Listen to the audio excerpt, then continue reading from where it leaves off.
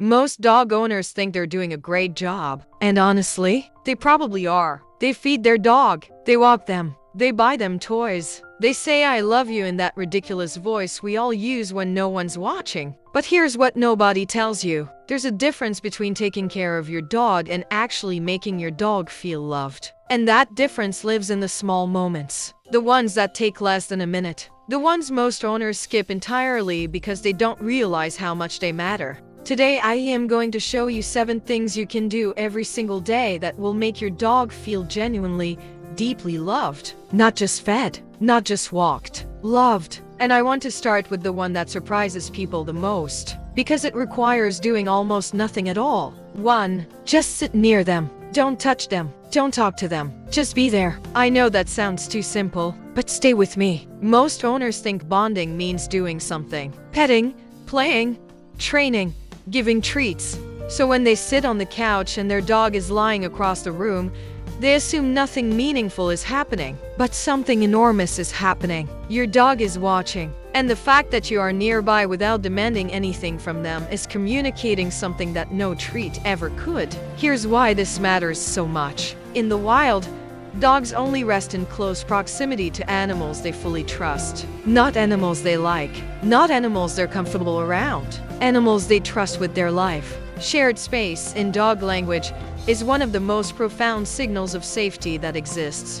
When you sit near your dog without reaching for them, without calling their name, without trying to make something happen, you're telling them in their own language, I don't need anything from you right now. I just want to exist in the same space as you. And for a dog, that's not nothing. That's everything. Here's what will happen if you do this consistently. At first, your dog might stay where they are. But over days and weeks, something shifts. The distance gets smaller. They move to the same room, then the same couch, then right beside you. And then one day you'll realize they chose that spot. You didn't ask. You didn't call. They just decided they wanted to be close to you. In the world of dogs, being chosen is the highest form of love there is. And you earn it not by doing more, but by asking for less. Try it today. Sit somewhere near your dog. Read something. Watch something. Let them feel your presence without any pressure attached to it. Then watch what happens over the next few weeks. 2. Let them sniff everything on your walk, even when it's annoying. Quick question. When you take your dog for a walk, who is the walk actually for?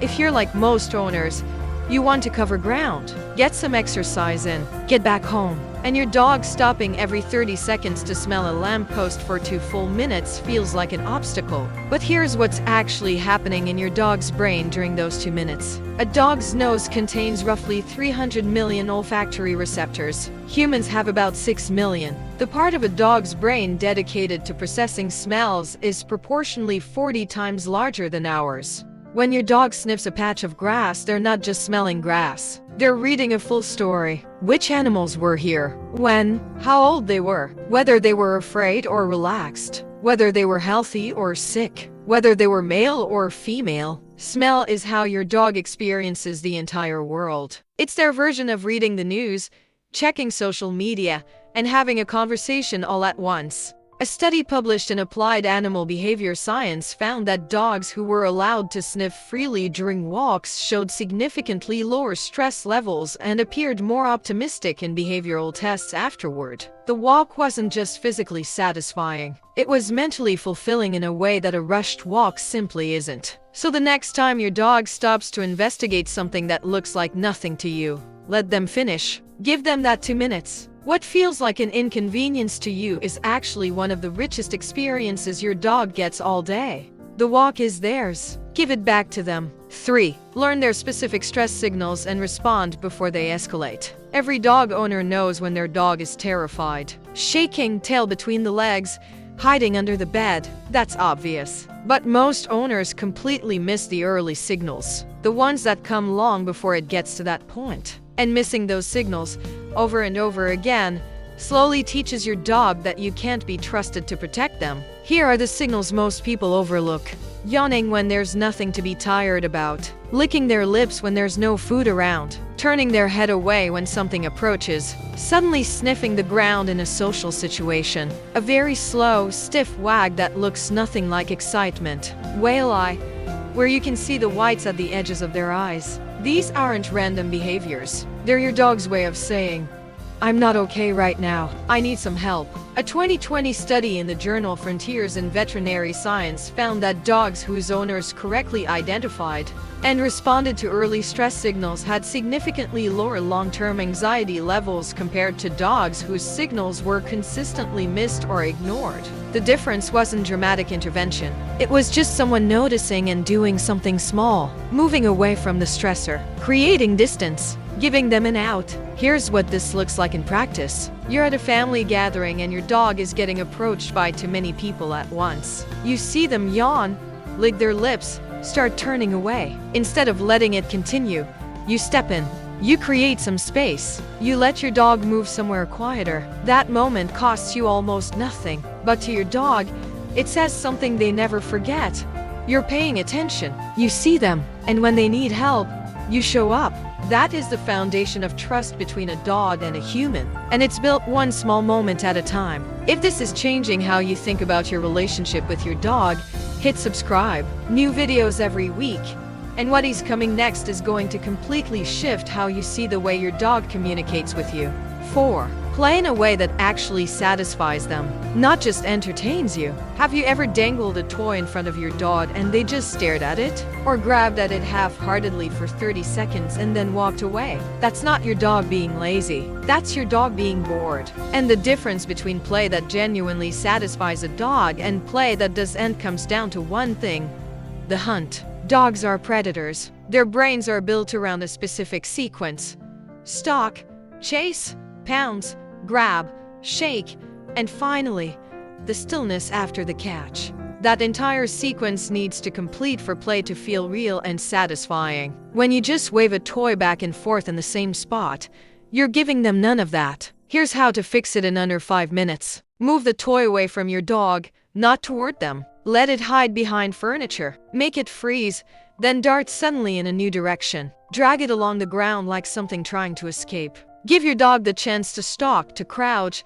to calculate, to pounce. When you see their pupils go wide and their whole body lower toward the ground, that's the moment you've activated something real. That's a dog fully engaged with their deepest instinct. And here's the part that changes everything. End every play session with a catch. Let them get it. Let them shake it. Let them carry it around for a minute feeling like they won. A play session that ends without the dog ever catching anything leaves the predator sequence incomplete. And an incomplete hunt creates a kind of low-level frustration that lingers long after the toy is put away. 5 minutes of play done this way does more for your doggy's mental health than an hour of the kind of play most owners do.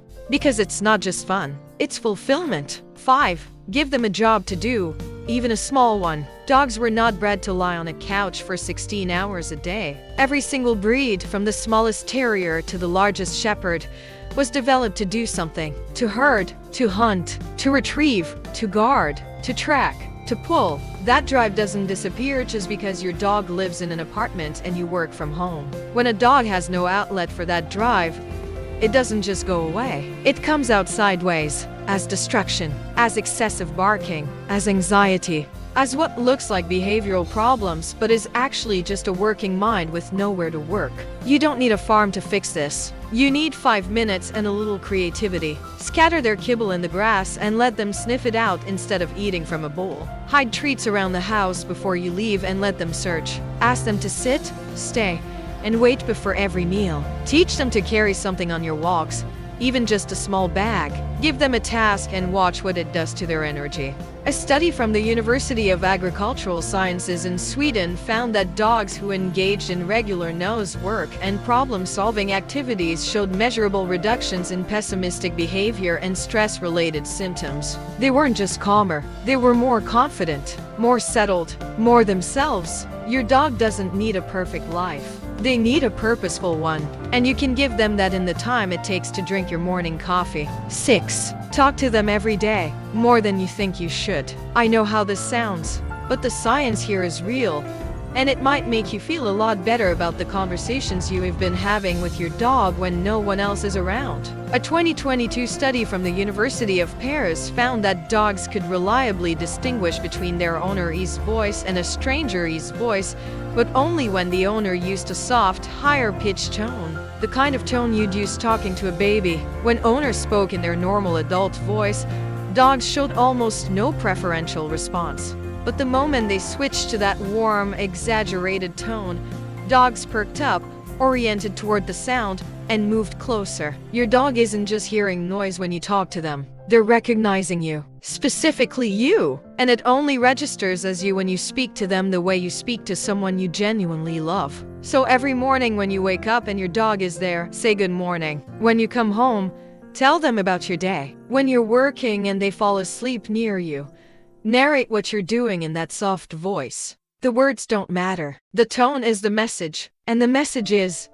you are safe. I see you. I'm here. That voice is a signal your dog has been listening for since the first moment they bonded with you. Use it as often as you can. 7. Touch the one spot that means something different from everywhere else. You probably have a way you pet your dog. Most owners do. A scratch behind the ears, a rub on the side, maybe a pat on the back. All of that is good. Your dog appreciates it. But there is one spot that is different from all of those. And when you touch it the right way, it triggers something in your dog's brain that no other touch can reach. When dogs who are deeply bonded with each other groom one another, something called allogrooming, they don't groom just anywhere. They focus almost exclusively on one area, the base of the skull, right between and behind the ears, and down the back of the neck. This is the one spot a dog can never reach on their own. The only way they ever get groomed there is by an animal they completely trust. That's why touching this spot feels different to your dog. The belly might feel good.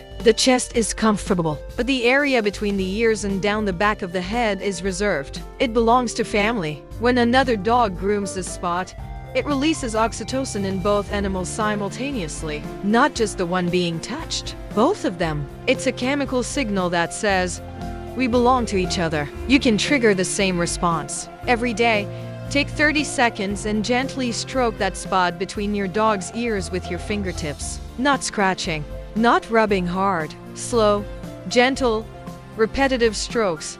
The same rhythm another dog's tongue would use. Watch what happens. Their eyes will close. Their body will soften. If they were panting, they'll stop. And the quality of their stillness will change into something deeper than normal relaxation. That's not just your dog feeling comfortable. That's their brain releasing the same chemistry it releases with a bonded family member. You don't need words for that moment. You don't need treats or toys or any of it. Just your hand, that spot, and 30 seconds of your day. 7 things. None of them complicated. None of them expensive. Most of them take less than 5 minutes. But here's what I want you to understand. Your dog is not keeping score. They're not waiting for you to be perfect. They're not measuring your love in grand gestures. They're measuring it in the small moments. The walk where you let them sniff.